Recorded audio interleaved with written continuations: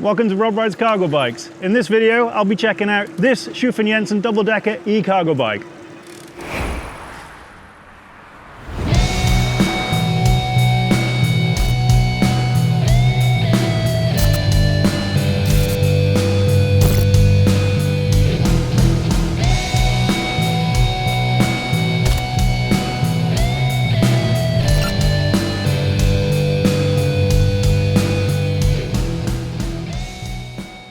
One of the main things I love about cargo bikes is their versatility.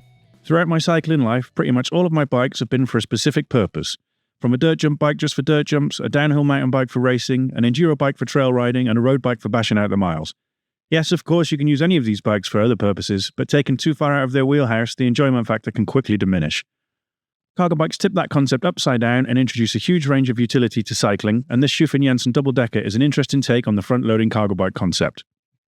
I spent 10 days and about 275 kilometers on this bike, with rides ranging from unloaded 5-kilometer errands to a 190-kilometer one-day ride from Leipzig to Berlin.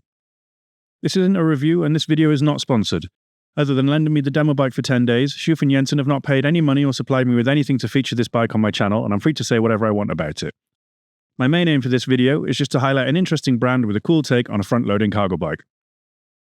Coming from a Bullet, I'm used to being able to chuck things in the load area and not have to worry too much about space. However, I'm also having to live with the increased size over a normal bike, as well as lumbering it about the place when I come to park and store it. The SchoofUndJensen double-decker feels like a great compromise between space and carrying capacity. The wheelbase is similar to a normal-sized bike, so parking and storage is no different, and the ability to fold up the lower cargo deck really helps in this regard too. The weight at 35 kilos for an eCargo bike is very reasonable as well, meaning bumping it up and down steps or getting through narrow passages for storage isn't too much of a problem either. The modular top cargo area is a great feature and further adds to the versatility of the bike. This demo bike came with the Zargus box, which was really useful to put things in that I wanted to access often and quickly, though they also have a flat deck available to set it up similar to an Omnium or a 1007. There's even a child seat option, though only for smaller children. The different load options are secured via quick release for easy and quick mounting and unmounting, but I suppose could also be secured with a locking quick release or normal bolts to stop theft. I really like the idea behind the lower cargo deck too. It folds away to save space, but offers a lot of space when in use. 2 beer crates are no problem, and neither is a load of tools. That the heavier cargo is low down really improves the centre of gravity, and ultimately the handling when loaded compared to something like an Omnium. I usually have a few bungees and tie-downs knocking about in my Bullet, so I also really like the integrated bungees on the lower cargo deck of the double-decker. That was a great touch. The bike handles really well. The handling feels very direct, and the more compact size made it easier to navigate tight turns and narrow bike lanes compared to my Bullets. The wide tyres offered a smooth ride without feeling vague, and this demo bike came with a Bosch Cargoline motor and an Nexus 5-speed internal geared hub.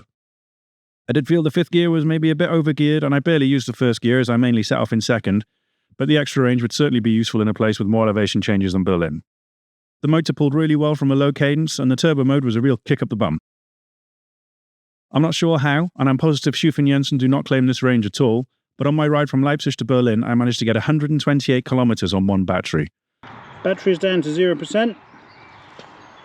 Garmin is at 128.1 kilometers. I kept it in eco mode, and I was over the assistance limit quite a lot, and the route was fairly flat, but 128 kilometers from a loaded cargo bike with a 545 watt-hour battery is really impressive. I imagine normal use would have you in the 50 to 90 kilometer range, depending on mode and load though, so don't be expecting 128 kilometers to every battery charge. There are a few issues I can see with the bike though. Firstly, the lower cargo deck doesn't lock into position, and while riding on bumpy bike lanes or cobbled streets, the cargo deck bounced slightly, causing a bit of a knock, even with my camera bag over both decks. Not a huge deal by any means, but certainly noticeable. Secondly, the box was very reflective of sunlight, acting almost like a mirror. This would be the same for any shiny box on any bike, but this was my first time riding with a box like this, and it was a distraction at times with the sunny weather we had at the time. This would be easily solved by covering the box lid somehow, maybe with stickers or a sheet of vinyl, so again, absolutely not a big deal if you're buying the bike to keep. Thirdly, and I feel like I'm being a bit unfair by saying this, I wouldn't be able to safely transport my older child on the bike like I can with my more conventional long john cargo bike. This is purely down to my use case though, and obviously isn't an issue if you don't need to transport older or bigger kids. The final issue that springs to mind is that the bike only comes in one size. At 6 foot tall, it wasn't a problem for me, but the frame is fairly tall. Cargo bikes are often shared in families or companies, and people vary a lot in height, so if you're thinking of buying one, then I definitely have a sit on one in person first. I see the issue from the brand side as well though. They're a smaller brand and are already offering the bike with and without a motor, with 3 different gearing systems and in a range of colours, so to introduce more frame sizes would be a huge increase in stock and cost for them.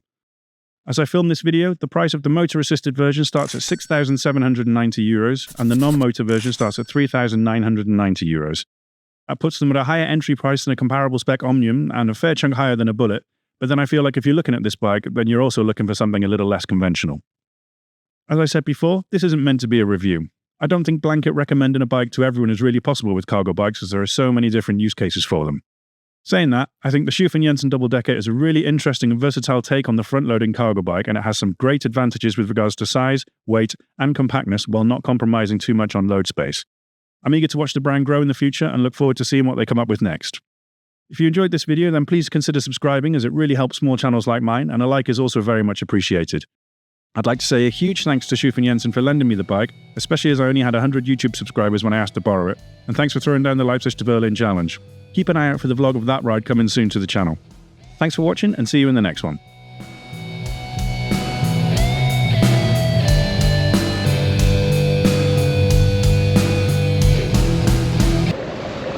Want something from this kebab shop? No? No. Okay.